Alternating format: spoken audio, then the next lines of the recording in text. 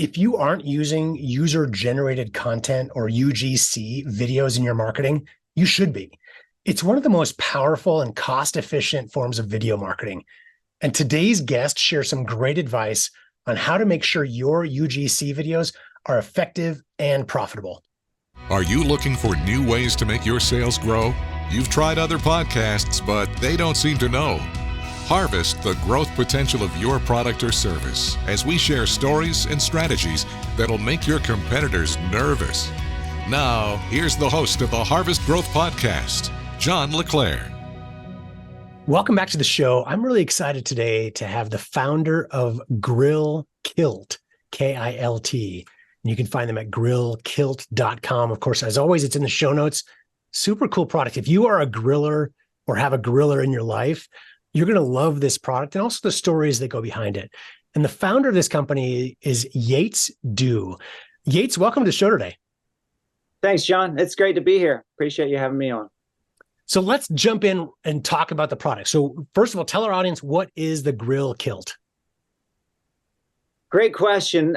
It's really not technically an apron or technically a kilt. Basically, it's a really cool grilling apron. And the name actually didn't come until after I had invented the product. And so, yeah, basically, if you want to hear the story behind it, I grill out like tens of millions of Americans and people all around the world. And I found myself going back and forth between the kitchen and the grill a whole lot and wiping my hands on my clothes a whole lot. So obviously, naturally needed an apron. Well, I didn't have an apron in the house other than one that belongs to my wife, and it didn't quite look that cool, and it wasn't very functional. So naturally, I went to the internet and searched Google high and low to just try to find an apron that was functional and good looking. And what I envisioned did not exist. And so I really just set out to build one for myself. And that's where the process started of me going to my garage, putting together some old rock climbing gear, going to Lowe's, buying some toolish gear and some belts, clipping them together with a towel and creating a prototype. And that's kind of where the idea came from. You know, that's where it all started. It was just kind of a personal journey to create something better that didn't exist. And it turned into a business. And I do encourage our audience to check out the website. You'll see the product. He's got some great photos and a couple of good videos on there that really, of course, show you exactly what this is. But for those who can't do that right now, let's talk about a little bit more about the product itself. So I think it has, is it 10 pockets there's different versions, but is that the normal number of pockets on the GRILLKILT? My original SKU, which is now up to 16, 17 colors now with my most recent release, it's all the same design. And that design does have 10 pockets, an integrated tool belt. It's got D-rings, which allow you to clip things to the tool belt that's built into it. It's kind of one size fits all, basically 30 to 60 inch waists. And it also comes with a hand towel that clips to the D-rings. So as most grillers know, you're constantly needing to wipe your hands because you're touching all sorts of greasy stuff and coal, charcoal or wood or whatever it may be. And it's just part of the accessory is the attachable towel, which obviously can be removed and washed, and the whole thing can be washed as well. But yeah, 10 pockets, 2 of which are more just like your classic jeans pockets or shorts pockets to just put your hands in, but they're large, so you can put a whole lot into all the pockets. Yep. I imagine some of our audience might be thinking what the heck am I going to put in all these pockets? Because me personally, every time I grill, I'm like, I only need one thing. I'll bring my spatula out, and then I bring my thermometer out, and then my sauce, and then my brush. It's always trips back in and out, like you mentioned, right? It's that constant back and forth inside the house and back outside again. So what do you find are maybe some of the most interesting things that in your own usage of the product or other customers that have talked to you that they've now brought out to the grill that they might otherwise not? Yeah, so it's a great question. I often find that my GRILLKILT kind of eats things of mine. I'm like, where did I put my phone, or where did I put my rub or my sauce or my knife? It tends to just, hold a lot of stuff without really looking cumbersome or feeling cumbersome, because the pockets are designed specifically to carry the tools and utensils that people already have in their houses, right? So like on the sides are some deep cargo pockets, and those are really just like a catch-all for, most people are familiar with the large spatulas that may or may not get used, but those cargo pockets can hold them. Those cargo pockets could hold several beverages, could hold, flashlights. But typically what I keep in mind is a really good folding pocket knife, a really good thermometer, my phone. I typically put a couple towels, maybe even sometimes 3 to the waist belt. And then depending on what I'm cooking, it's going to be some sauces, some rubs, a couple other, knickknacks here and there, but it'll hold it all. And it'll actually hold way too much than you need, but the pockets are designed very, very specifically with different sizes. Once you see it or have one, you'll kind of understand pretty quickly that, oh, this is the pocket that was designed for the bottle opener / thermometer, or this is the pocket that's designed for my hands, but I could also put my phone in there.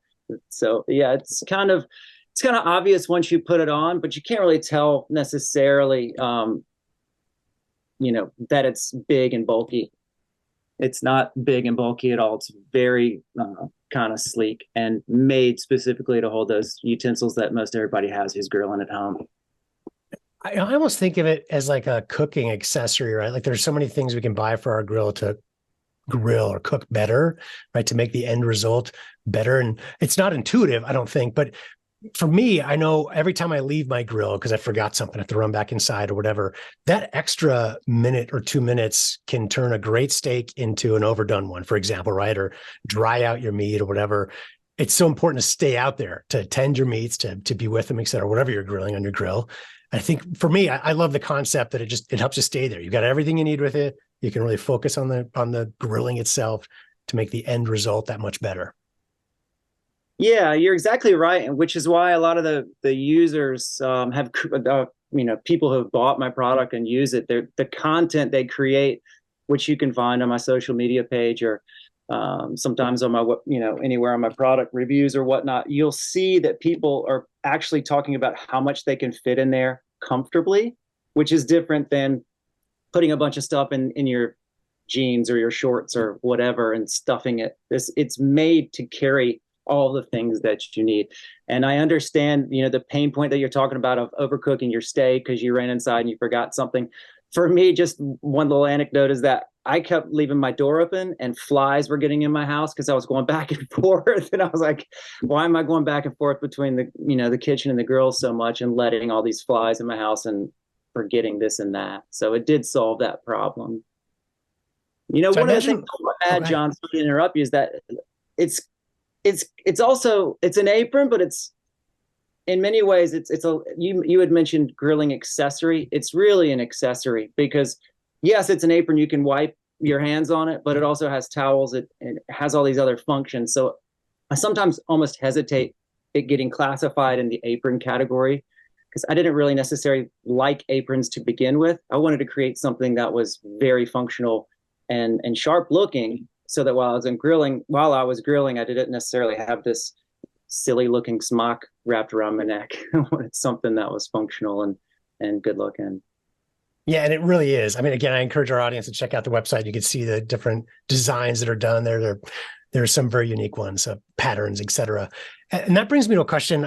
My understanding is it's not like you have experience in developing textiles or clothing items, accessories, et cetera, or frankly, even in launching products. When you had this idea, this is all brand new to you. So how did you overcome the hurdles of, not to say it this way, but really not knowing what you're doing with textiles or with launching products and turning that into a success? How'd you start the learning process? Great question. No, I had no experience in developing a product. I didn't know where to begin. I didn't even know if I should begin overseas or USA made.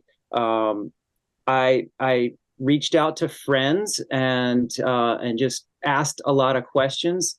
This is a product of COVID times, so I had a lot of time on my hands that summer, and I was grilling out a lot that summer, so it just kind of made sense to allow myself the time to create something new. I happened to have a high school friend who had developed backpacks, life jackets, shoes before, and has been very successful with his company, Astral Designs. And so I reached out to him, and he helped me figure out sourcing. Actually, and also right before COVID hit, I was starting to wonder, all right, what is my next project? And I happened upon a trade show in Las Vegas that had textiles there. And so I just kind of walked around and looked at all of these things and had to figure out, okay, if I'm going to make a product, I was starting to think about other ideas other than grilling products. And so it just kind of made sense for me to go to this trade show, so to speak. And that's where I kind of tried to figure out, am I going to do this stateside or overseas? And just during COVID, it turned out that it was impossible to do anything overseas anyway. So basically networking, decided to do a small run of this product and see if it could work. And here I am 3 years later. I think that's a great example of, we've worked with a lot of product marketers over the years where, we're in the business of launching products. We don't create them though. We're, a marketing agency. And so I've heard a lot of stories and talking to our clients over the years, and many are in similar shoes to what you were, where this is their first time, right? It's at least making a product, that's unique and different, right? That they'd had no experience with specifically. And I think, as you mentioned, trade shows or anything you can do to make those connections, just realizing that you don't have to be alone, right? You don't have to figure everything out on your own. You have to do a lot. You have to wear a lot of hats when you're inventing a product, when you're creating a new business, but find the right resources. Trade shows are a great way to do that. Of course, LinkedIn, online, you can do searches as well, but meeting people face to face at those unique events like that can save you a lot of time and energy, and just simply answering questions that you have to get a couple of steps ahead, to avoid mistakes that they may have made previously with their own careers as they learned along the way. So yeah, making those connections can be so vital in the early success of a product. So true. So true. I still don't really even know how to sew on a button, but I was able to network with a couple of friends. I also have a good friend in town that helped me very, very much. She was a wedding dress designer, and she knew how to design. So I actually took this clunky thing that I created out of my garage and some leftover, backpack parts, and took it to her. And she was the one who said, okay, this is a cool idea, and I can help you create the design. And it was my other friend who helped me find a seamstress so that I could start prototyping it. So just asking a lot of questions and talking to people, and people that they recommended I speak to, is kind of how this whole thing got rolling. And then let's fast forward a little bit. Once you had your product you were happy with, now it comes time to market it, turn it into revenues. So what would you consider your first success for this? Were you like, oh, we've got something here, it's selling? What worked well as your first marketing vehicle? So, I mean, basically when I got started, it was all just an idea. I didn't raise any money. It was completely bootstrapped. I was like, well, I need to launch on Facebook. I need to, launch on Instagram and create a Twitter account. And so I grabbed all of those things. And that's really kind of how I got started, was just total grassroots, social media.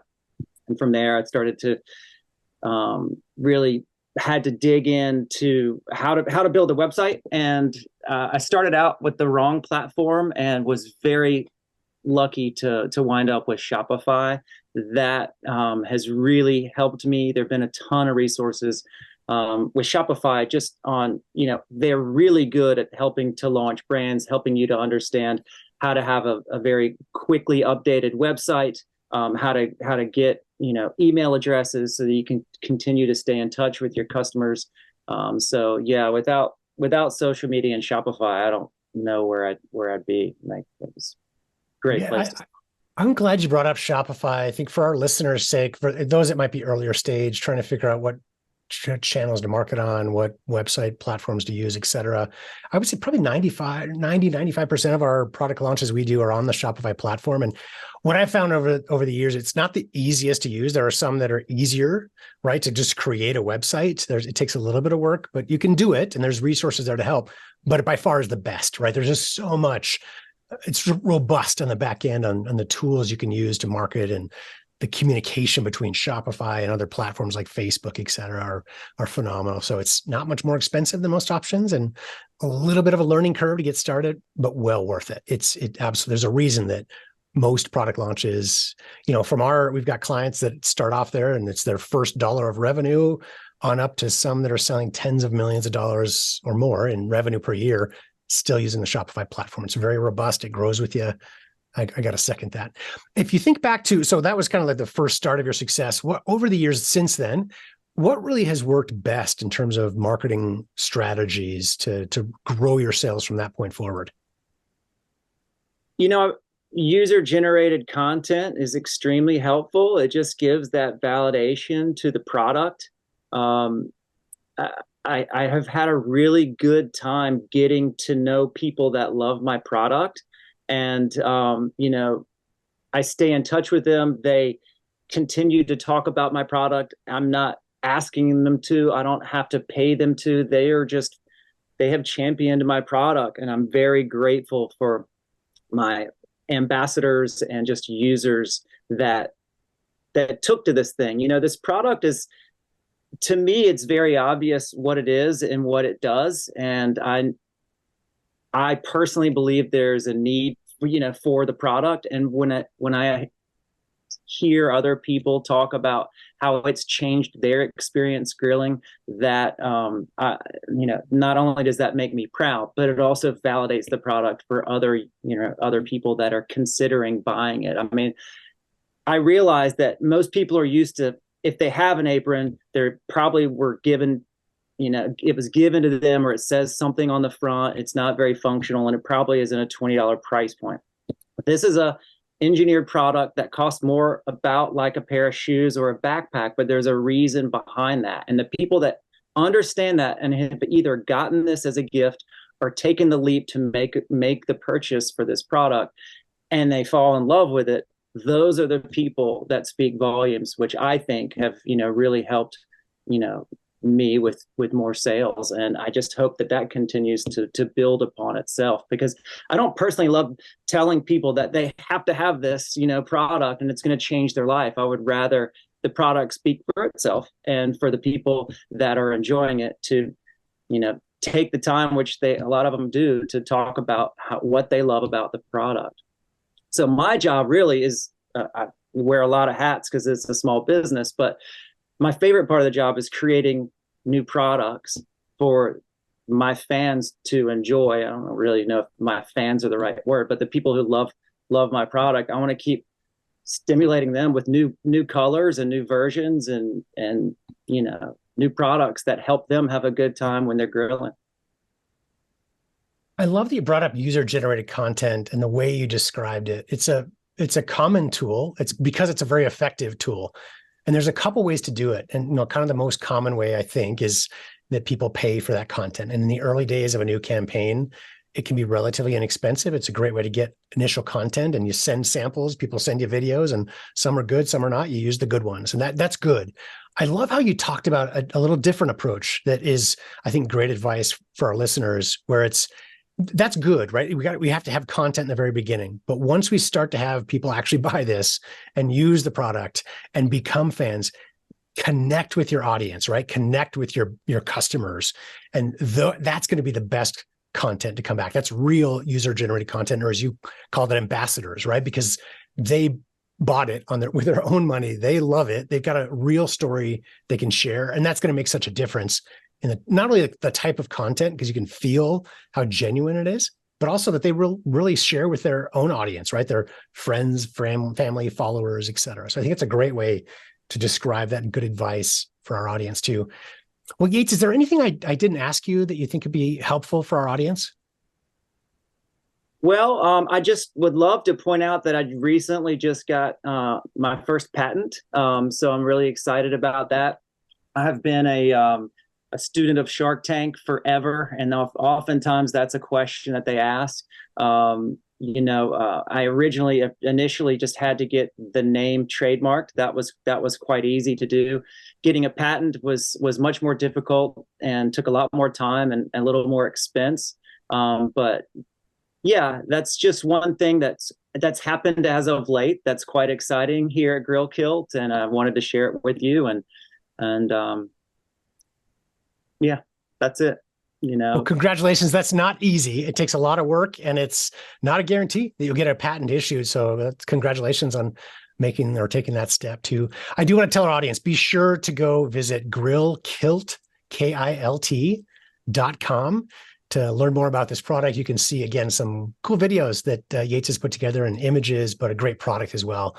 But Yates, I really want to say thank you and really appreciate you joining the show today. John, it's a pleasure. Thanks for your time. Thanks for having me. Best of luck in all your endeavors. Did you know you can meet with a member of my team absolutely free for a 30-minute strategy consultation? We've launched and grown hundreds of products since 2007 and learned some of our strategies while growing OxyClean back in the Billy Mays days. We're here to help, so please go to harvestgrowth.com to set up a call if you'd like to discuss further.